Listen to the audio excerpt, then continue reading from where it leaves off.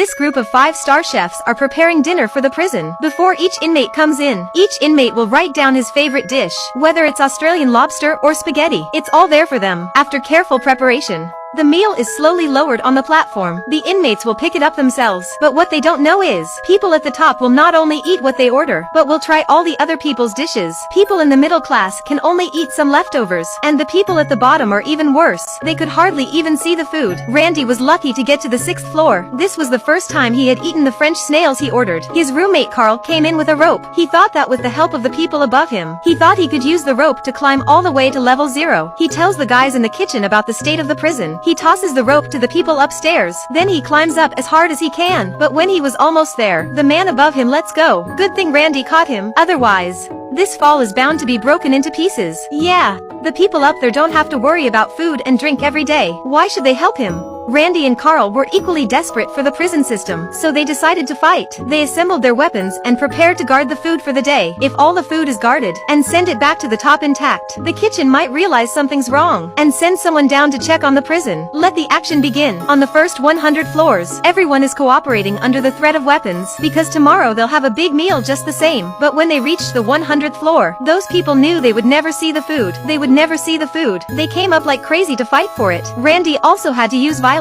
When they got to the 150th floor, they found that these people were almost starving to death, so they decided to distribute the food to them in an organized manner, and finally left one of the plates of pudding to send a message to the kitchen about the injustice in the prison. After reaching the 200th floor, the platform was still descending. They had no choice but to follow the platform and continue to go down. The further they went down, the more they felt like they were in hell. They saw countless looting and killing. Finally, the platform stopped at the 333rd floor. They found that there was a little girl here. It seemed that this was the child Annie was looking for. The child was starving. They decided to give him the only pudding they had. Finally, they put the child on the platform. They passed it on to the kitchen as a message. Randy and Carl stopped at the 333rd floor forever. And this is only the apparent ending of the movie. In fact, the 333rd floor represents hell. The girl also does not exist, so the pudding was actually protected by them. They managed to get to the kitchen. The kitchen was very angry when they saw the pudding, because they thought there was a hair on the pudding, so the people below refused to eat it. For this reason, all the chefs were given a lecture. The earthquake in the deep sea. After all, it's just a layer of ripples on the surface of the water. It's not the prison system that's the problem. It's human nature.